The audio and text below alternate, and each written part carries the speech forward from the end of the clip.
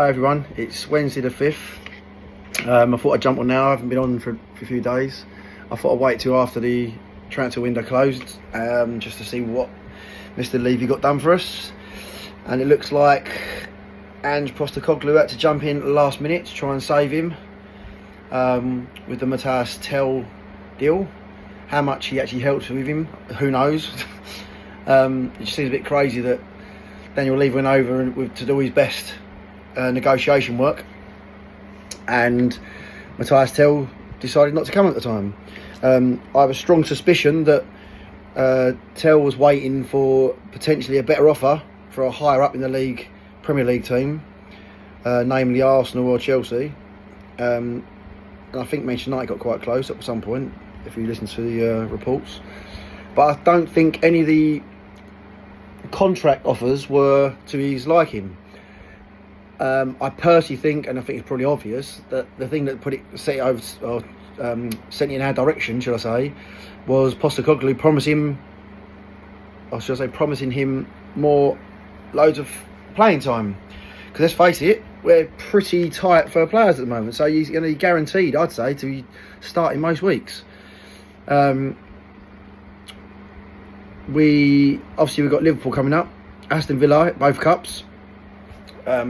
We desperately need to whip through those if we can, as you know. I don't hold out a lot of faith in the Liverpool game, but God, let's keep our fingers crossed, our legs crossed, everything crossed, that we can pull out something other than a defeat there. Because if we do, we've got a cup final to look forward to. Now, come on, oh my God, that'd be so great.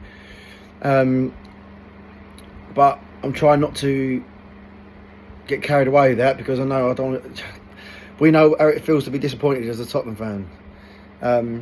But there's a little quiet, strange little feeling inside me that Postecoglou saying that he wins something in his second season everywhere fate seems to be working for him for some reason. I don't know why. I mean, the result against Liverpool in the first leg, who would have seen that coming? Let's be fair. So maybe the bad luck that we get most of the time, maybe we're getting a little strike of good luck in the cups this year. Let's hope, eh? In terms of the transfer window, what I think probably I'm in line with most people's feelings on it.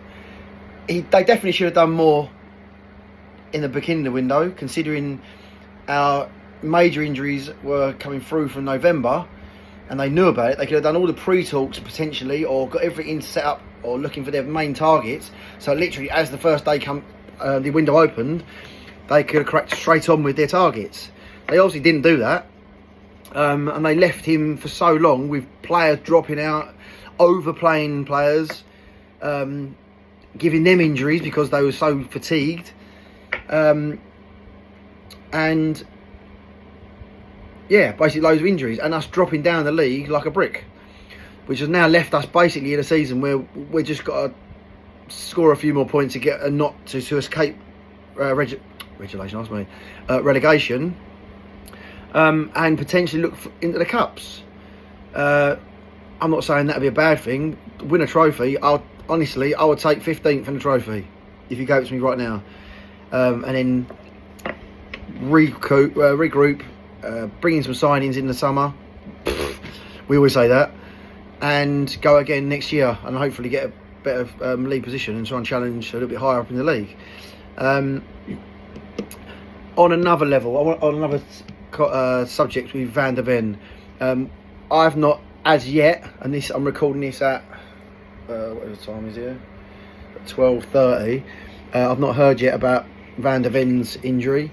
I've been hearing slight murmurings through different people that it could be quite serious. It could even be that's it, he's out for the season, and it might even need an operation.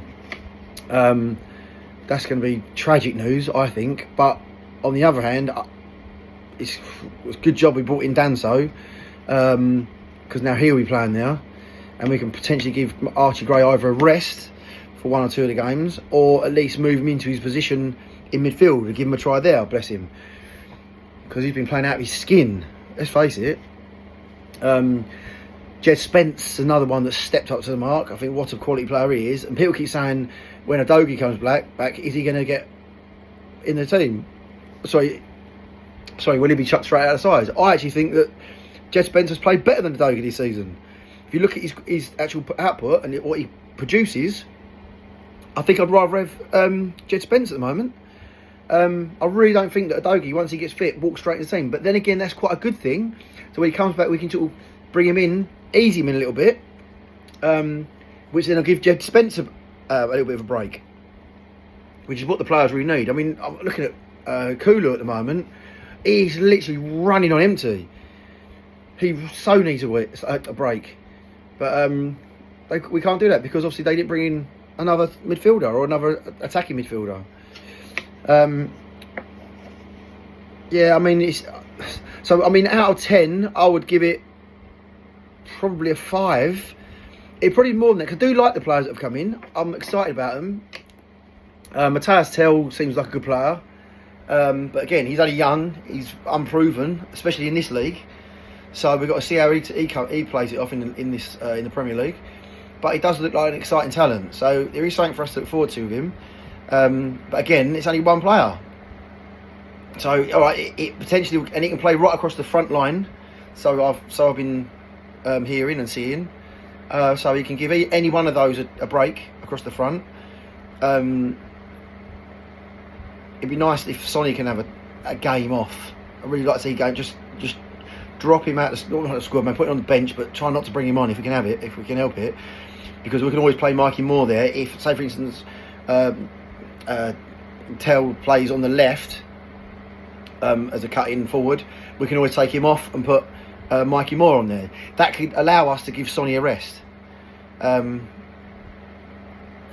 then again, who knows? Who knows with the squad what he's going to do? But there's talk also regarding the European squad.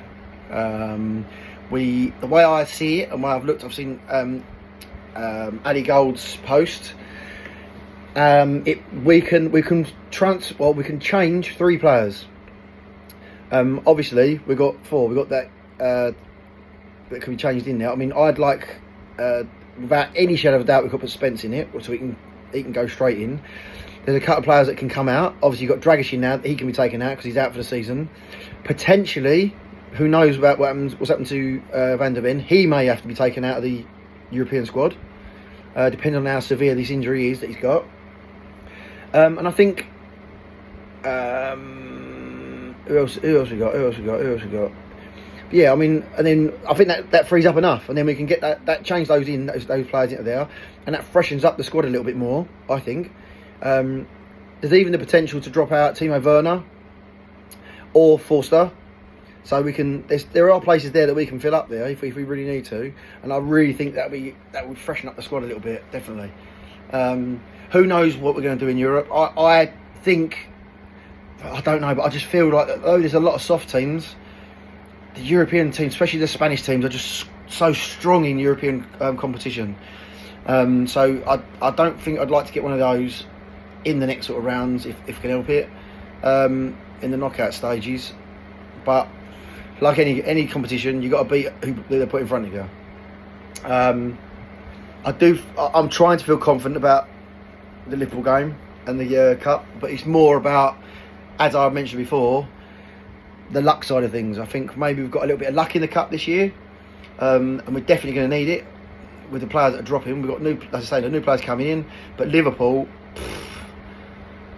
they're looking so strong, aren't they? They really are looking so strong. And at Anfield, if we get a result up there, I mean, if you get a win, I can't see a win, but if we can get a draw, that is going to be the result of the season to knock them out. And especially the run we've had in the cup, don't forget, we've knocked out both Manchester clubs, and then if you do this will be Liverpool as well. That is a spanking run of teams to knock out of the cup, and we will deserve to win it.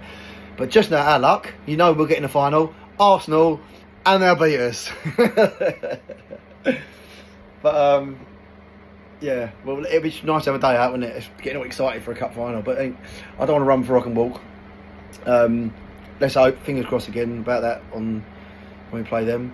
I'm not sure if any of you know yet, or if you don't know, there's going to be a protest at the Manchester United game. It's starting from Lordship Road, where it joins up with Tottenham High Road, which if you don't know where that is, if you're looking out from the stadium to the left, High Street, Tottenham High Road, if you keep going down that way, you'll come to Lordship Road. It comes off to the right. The march is going to be from there on the 16th, so that's the Manchester United game before the game. They're meeting up there a little bit earlier. I'm not actually sure of the time. If you look on Change for Spurs or Change for Tottenham, they have all the details. I've actually got my details or details of it on my Tottenham Instagram page, so you can have a look on there. I think I might have posted some on here as well. So please do try and turn up if you can, because although the window's gone, we still want to put pressure on that ball to know that we're not happy the way things are going. We're not happy. And if they think they can just get away with doing what they're doing all the time, I think we're just going to fall back. The amount of money that is coming into that club now that is not being put into the team, we know it's not. I think we were ninth richest club on turnover in the last count, like I heard on some of the channels, or I've sort of researched a little bit. And our outlay compared to our taking for income is 42%. Now you're talking about that. Now I've heard like someone like Aston Villa, for example, are in the 90% range of wages compared to what comes income. So that's why they're getting all the good signings at the moment, and they're doing well at the top. There's no coincidence that the teams that have got the most ratio to wages to what their income is are the ones that are fighting at the top.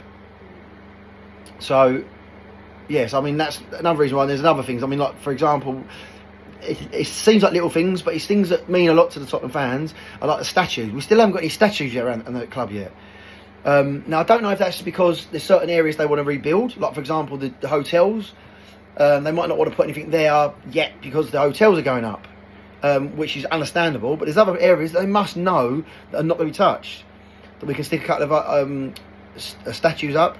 They haven't created the Spurs Museum yet, which they promised.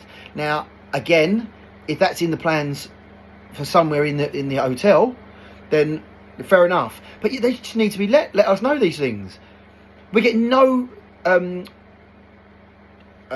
chat from the club, no correspondence at all from Daniel Levy or what's going on. We just let everybody's in the dark at this club, and that's another thing that we're so annoyed with.